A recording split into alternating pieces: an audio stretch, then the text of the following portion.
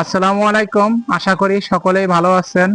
আমার পাশে দেখতেছেন একজন ব্যক্তি, ইনি একজন অসুস্থ রোগী ছিল।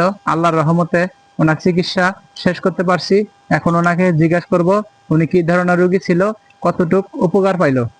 কি সমস্যা ছিল আপনার?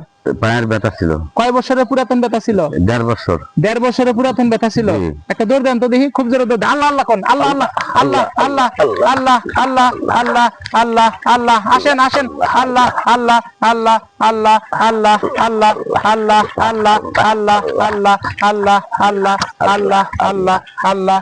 আগে কি এভাবে দৌড়াইতে পারছিলেন? না, আগে তো ধরতে পারতাম না। কতদিনের পুরাতন ব্যথা ছিল? 1.5 বছর। 1.5 বছরের পুরাতন ব্যথা ছিল। 1.5 বছর। এখন কি ব্যথা ভালো হয়েছে? হ্যাঁ, এখন ব্যথা ভালো হয়েছে ইনশাআল্লাহ।